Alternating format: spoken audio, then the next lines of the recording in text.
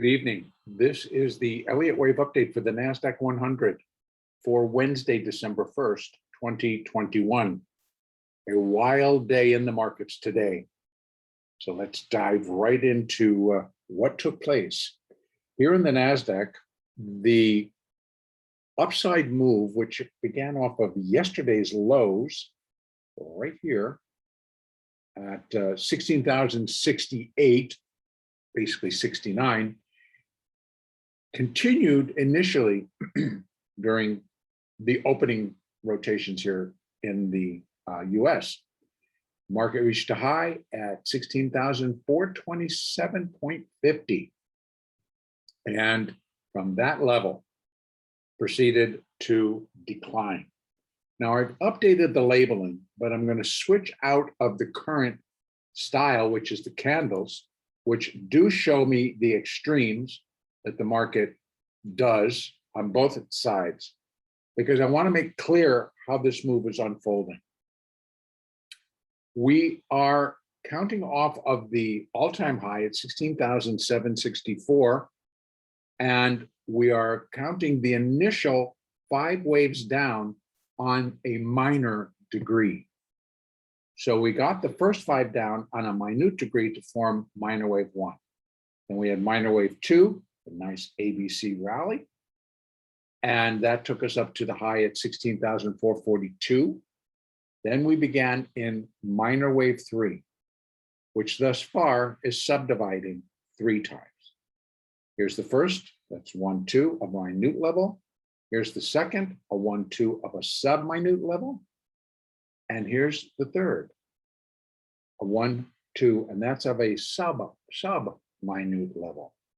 I'm going into that great of detail because I want to be very complete and clear on how this move is unfolding so that we're taking into all the rallies, all the declines, and how that fits in to this larger picture of a larger 5-wave decline in the minor degree.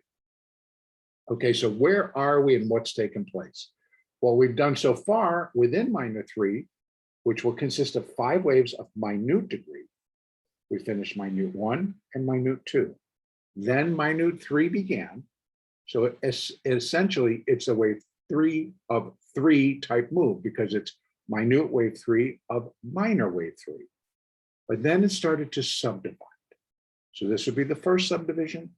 This is the second subdivision. This is the third subdivision. So here's what we need to now watch.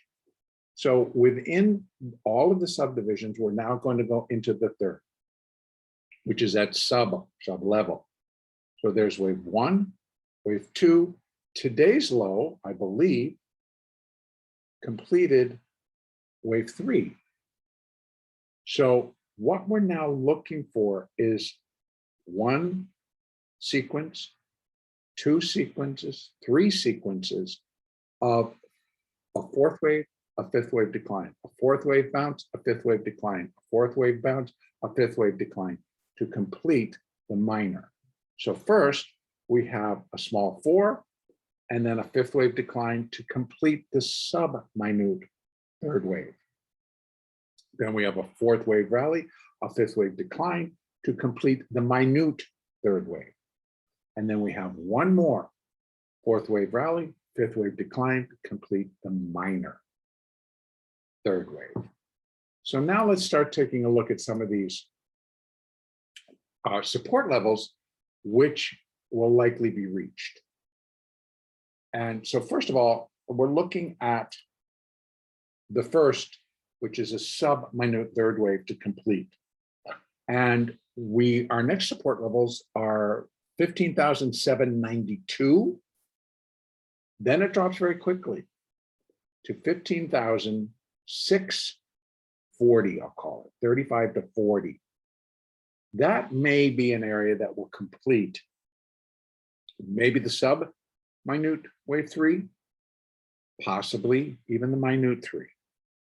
But I continue to look for 15,389, 390, right in that area, down to about 280 to complete the minor wave 3.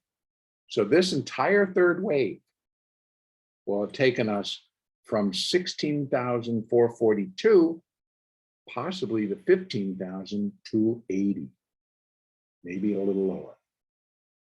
So we're definitely looking for quite the move. 1,000 points altogether when we tally it all up from that high to where this should bottom. So it's going to be quite it is an extended wave. It will be the longest and the strongest wave. So we're fitting all of our Elliott requirements, the Elliott guidelines, into this picture on why it should get down to at least 1.618, where wave 3 would be equal to 1.618 of wave 1. That should be an easy task. Look at what's happened thus far just with what we've done today. So I do suspect that it's going to continue. We've had good slides. We've got a very good slide today. And remember what I had suggested? I had suggested that if we got this strong of a move down and then the rally off of it, that the next part of this decline should be twice or 3 times that. And that's pretty much what's now happening. So we're seeing that all of the declines are very strong, with the rallies also strong, but coming in fits and starts. So it's moving lower much quicker than it's moving higher. But having said that, I need to emphasize one more time that the volatility has increased yet again. It might slow down, but it has increased. And that increase in the volatility will be evident in both upside and downside moves. So as we're looking for these 3 sequences of 4th wave advance, 5th wave declines, I would suspect those advances could move just as fast and maybe even further than what we would expect as this all continues to unfold. And so then the 5th waves will also be very volatile as the sellers push back in. Now, today they're giving credit to the first case of this new variant being found or confirmed in the state of California. I don't think that really, it may have contributed some, but what's really now happening, I think, as sellers start to move in to get out of this market, because the sellers really started to move in at 11 o'clock Eastern time. That's when they started. But they just kind of moved it, then they would rally, then they moved a little bit further, they would rally, then they started to really push it. So this push, this is the one that came once they had confirmation of a variant case here in California. That pushed the market even further, and it accelerated quite quickly. So yes, maybe a big part of it was due to that, but I think that what we're also witnessing is the realization of over-evaluation across the board in stocks. So case in point, Apple today continued, we saw what they term as whales, these large trading firms, these large hedge funds, large traders moving in the options and literally pushing Apple today. The range was, let's just take a quick peek. Apple Computer, the stock opened at 167.48. The high was 170.30. The low was 164.53, which is basically where it closed.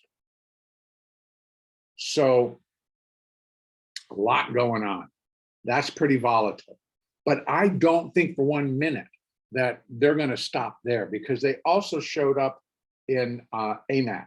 They showed up in Amazon today. Initially, Amazon rose up and then collapsed. That's a pretty big drop, high to low, pretty big drop.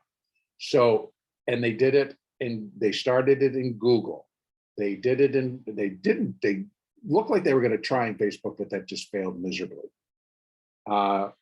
Then there was Microsoft, Netflix, NVIDIA, and Tesla. All of them getting kicked to the curb, basically. So a lot of adjustments as these options expire on Friday and the moves become more volatile, shifting things through strike prices, both to the upside and the downside. It's going to provide a lot of volatility in those stocks, in those options, and just in the move in the indexes that those underlying participate in. So what are we going to look for? I believe that we're going to have that series of 4th and 5th wave moves to complete this larger 3rd wave. I am feeling initially that the declines are going to, of course, dwarf the rallies. But I suspect that the 4th wave rallies could move the market 10, 20, 25 bucks, 25 points before the next decline comes in, or possibly even more. If we're looking for a rally off of this low, I have to back it up and take it off of that high, or at least that high to that low. That would give me the retracements of where this 4th wave could come. I think we might get back towards the hourly 4 moving average, which is at 15,990. Well, that's 140 points from here, 130 points from here. That's a pretty good rally, and being that we were down 200 and some odd points, pretty good decline.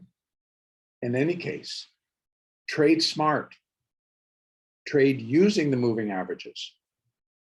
I use them on my 1 minute, my 2 minute, and my 5 minute. And then I check where they are in the hourly. In fact, let's just do ourselves a favor, because as we checked yesterday, let's see what happened today. So basically, the NASDAQ gave us a couple of head fakes. Here was the first one, broke and closed below the 20. That was the first sign of weakness. The next day, they retook the 20. Weakness, maybe. Then we broke again, but we did not close below the 20, but we broke the 20 yesterday. That helped produce that rally. The fact that we zipped back above it, that produced more buyers to come in. And we got that rally that finished up today. Look what happened. Boom, we closed below the 20. Well below the 20. Weakness got confirmed twice after that green big bar that we had on the 29th of November.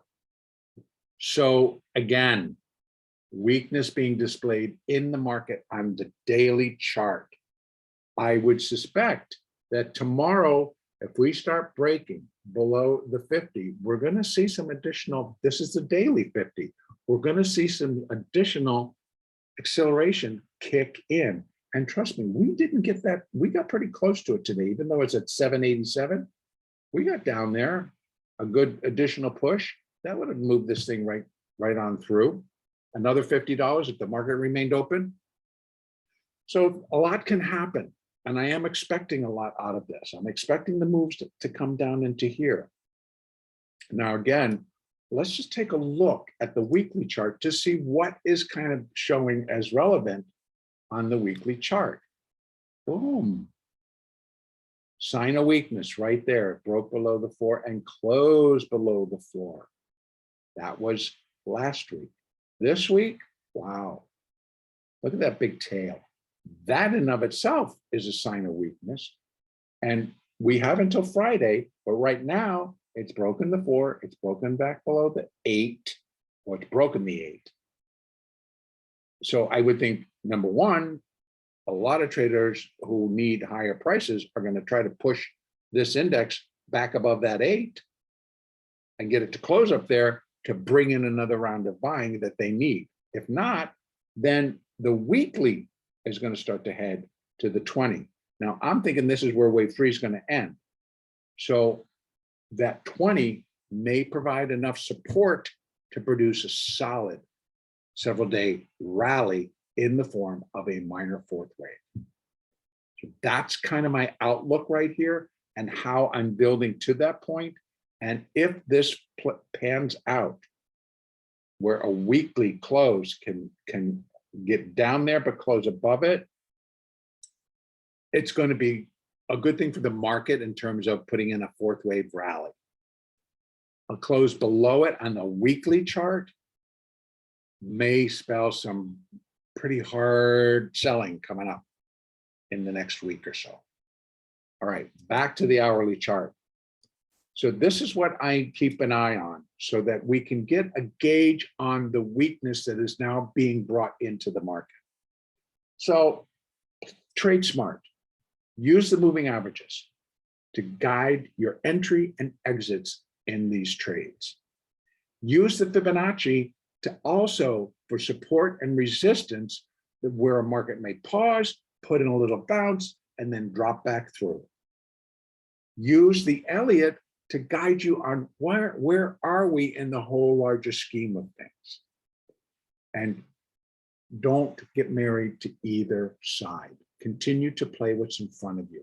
There'll be plenty of trading. Don't hold on to a losing position. If the volatility stays as high and great as it has been, get out of the trade. You will have plenty of opportunities to make back the loss and then some. Don't hold on to a trade that's just going to build your loss and make it more difficult for you to either come out or even blow out your account. That's where I'm going to finish for today. Our next update will be on Thursday, December 2nd.